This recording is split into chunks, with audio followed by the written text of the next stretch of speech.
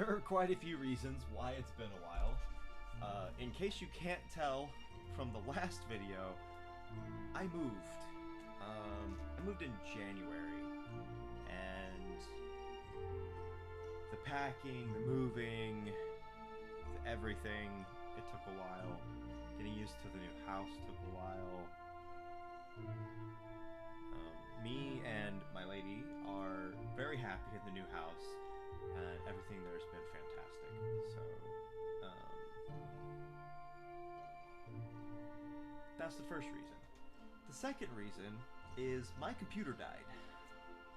So, luckily, I keep the game externally stored and not internally stored because everything in my computer was lost. All of it. I kept very little files from anything in my computer. It just died. So I had to rebuild a computer. I had to get Unreal to be happy with the previous files that I already had. Getting it to build a version of the game became a very big task quickly because it didn't like the version of Visual Studio I had installed because it was slightly different than the one that was already there. Or well, the one that was there before I lost everything. So that's that. I'm sorry I haven't really given you an update in 6 months. That's a me thing. I'm bad at it. However, I have gotten so much work done on the game recently that this could be longer than some of the other videos. We're going to go over some of the stuff that I've actually accomplished within the game, and then we'll go over some of the stuff that is now available in the game that's not quite in a working state yet. So I have all of the characters fleshed out and made, but I don't have a way to select the characters yet, stuff like that. But the game itself has been running great. We've got a lot of progress, we've got a lot of work done, and I'm happy to show you some of that stuff today. So we're going to go through. I do have available the normal play, single play. Oh, well, I went straight into the game like a dum-dum. Lol, lol, lol, lol. And now we wait.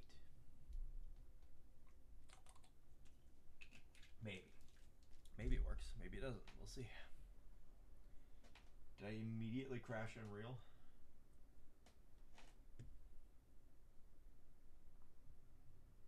Good sign. This right here is a good sign. I promise.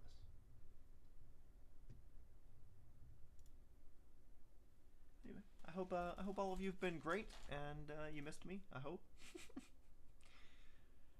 because it's been a while.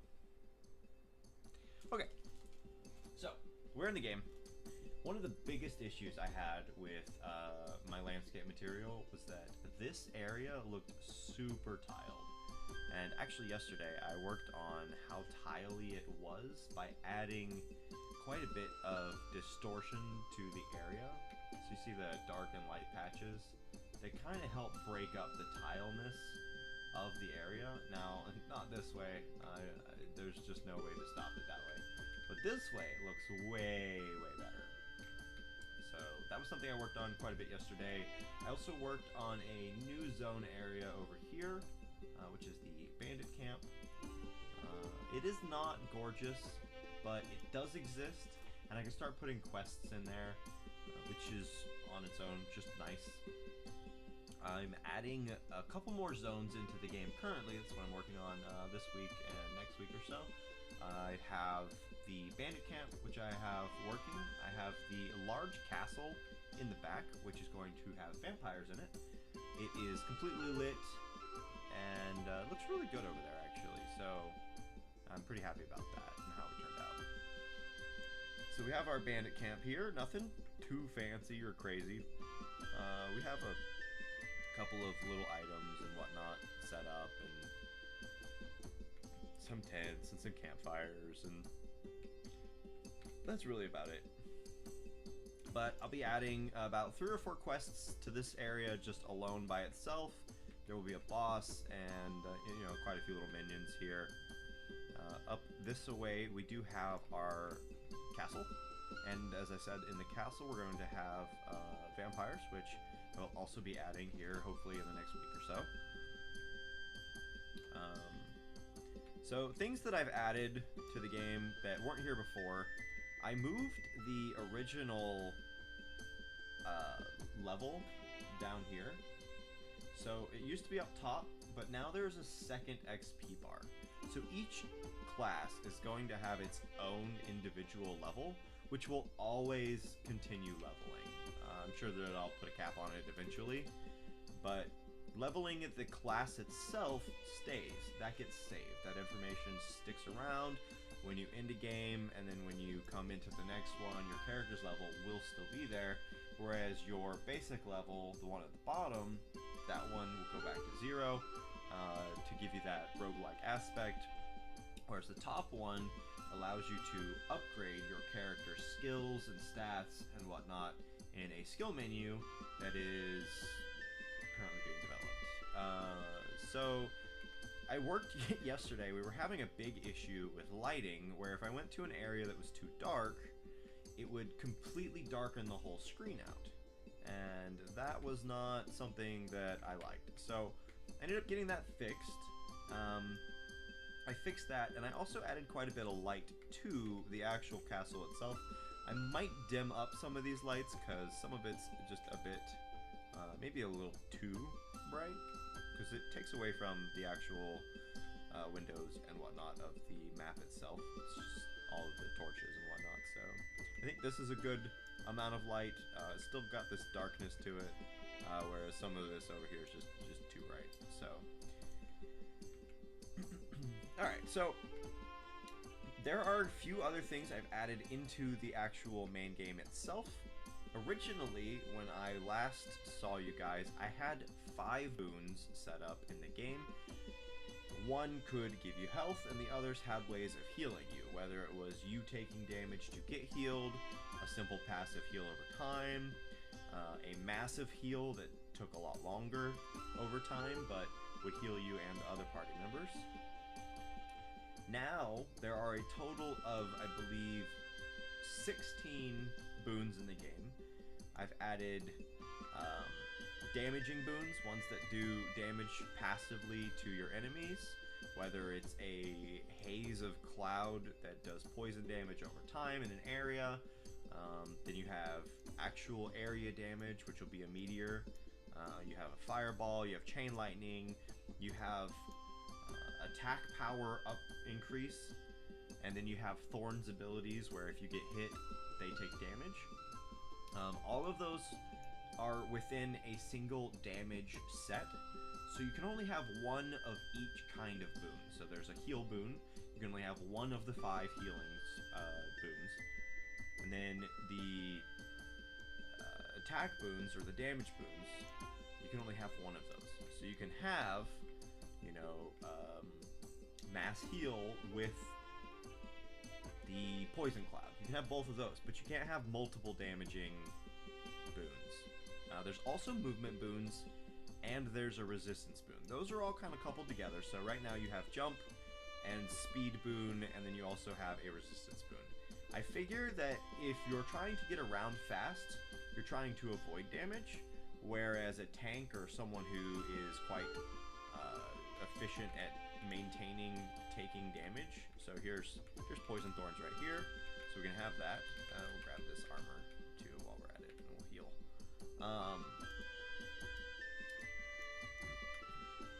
You can have either the resistance to take more damage and be more of an aggro-y tank, or you can take the movement ones and be more of a person who is trying to get around, do damage to individual single targets or something of that nature.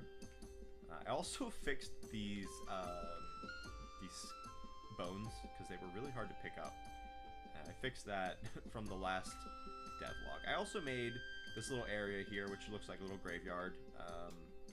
This was not something that was here before. If I remember right, it was just grass on a hill with a couple of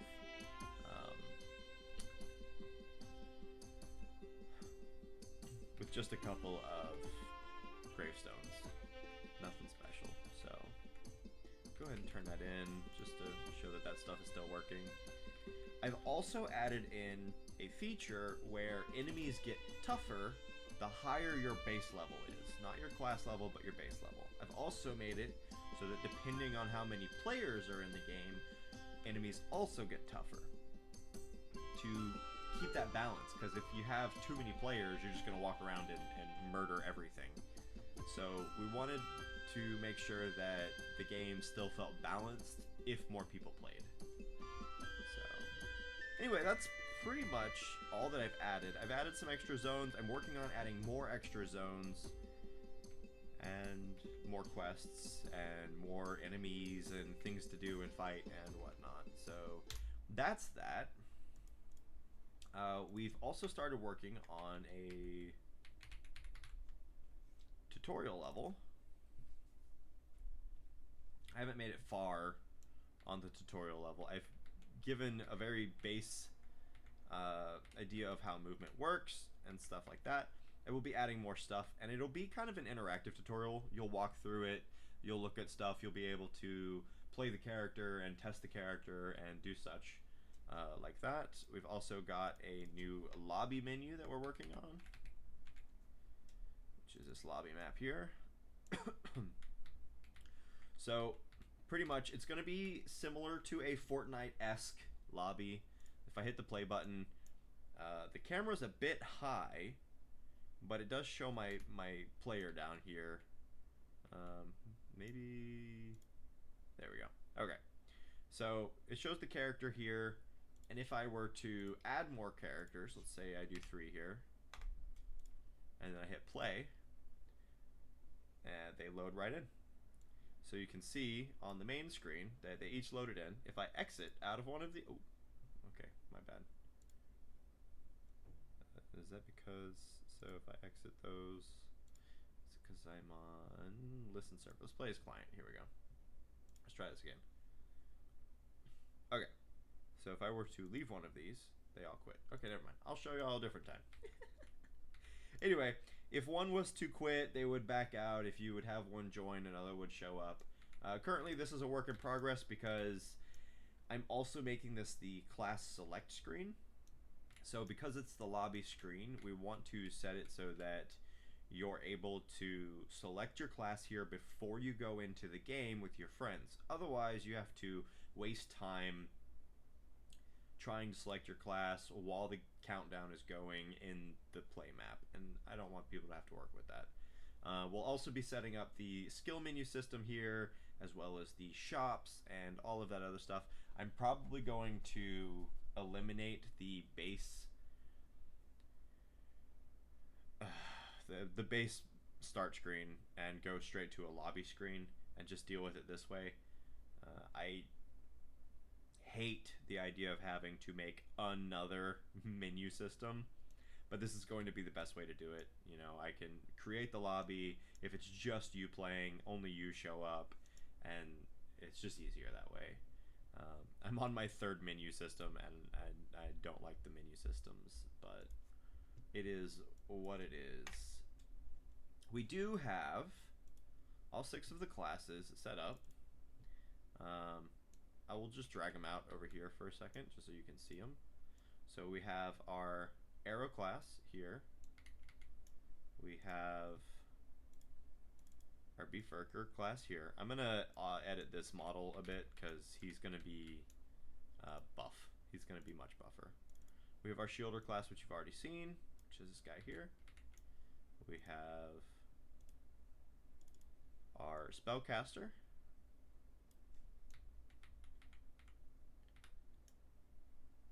We have our rogue-esque character. And then we have our vampire character. Maybe put some pants on her or something. We'll find out. Okay. So these are the characters that we will be having in the game. Our Arrow is a archer type character. She's going to have a bomb arrow attack that releases more bombs over time. Our Beefzerker is going to be a musclehead, and he's going to fend off damage by flexing and making poses. It's going to be super funny. The Shielder is about as blatant as it gets. You're going to have a shield, you're going to throw the shield, you're going to do shield things, and you're going to be very tanky. You're going to be able to take a lot of damage. Our Squishy, as the name states, is a glass cannon. They're going to not take a hit, they're going to die quick, but they're going to output so much damage. Our Stabber has a really neat rogue-like build. So he's going to be able to place charges in your enemy, and after so many charges are placed, they will automatically be dealt explosion poison damage. So they will explode while being poisoned. So every charge you put in, they get poisoned slowly, and then after X amount of charges are placed, they then explode from the poison. It's a kinetic poison. I think it's really neat. And then our Vampriest is going to be able to heal everyone while doing damage. So she links to everyone else in the party, and while she does damage, she slowly regens everyone else based off how much damage she does. So they are all in the game. I need to start coding their attacks and their individual play styles, but I would like to get the actual character select system set up before I actually start doing all the hard labor of adding all of that stuff to them. It's short, it's easy, and that's not really the biggest problem. I'm having a lot of problem here with the lobby system. So this is my next major task that I'm working on. So yeah. Let's see, is there anything else that I would like to show you guys while I'm here? We have a total of, I believe, 7 quests in the game right now. Obviously, that's not a lot of quests. But you also only have a 15-minute limit. So you're going to need to, over time, figure out what the best logical run is. What quest to go do. What's the quest you do after that? Do you grab this? Do you run for this chest? It's going to be kind of strategic, I think, in a way, and I love that. So I don't think the game's going to need 500 quests. I think I might have like 30 or 40 quests in the game total. We'll see. Right now, I have a total of 18 more quests to add to the game, which gets us close to about 26 quests, I believe, 27 quests. So yeah, it gets us quite a bit more, and then I'll be able to play with it a lot more. I need to get some testing in to see how these current boons are working and whatnot, so yeah. This one was quite a bit longer than others. I am, once again, very sorry for the amount of time between this devlog and the previous devlog. I always appreciate you guys coming in, checking out these devlogs. It means so much to me. And anybody who's actually still interested in the game, I appreciate you guys too. I know I am taking my time with it, but I've gotten a lot done in the game since we last talked, and I'm just adding more. So every Monday, Tuesday, and Wednesday, I stream on Twitch, PurpleDRaft, just like my channel here on YouTube. Go give that a follow and watch me on there on Mondays, Tuesdays, and Wednesdays. And yeah, I hope y'all had a fun time checking out all the cool stuff that I've added. Once again, I am sorry it has been a while, but as I said, I had a lot going on. So until next time, I will catch you in the next devlog. Not 6 months from now. Alright, bye.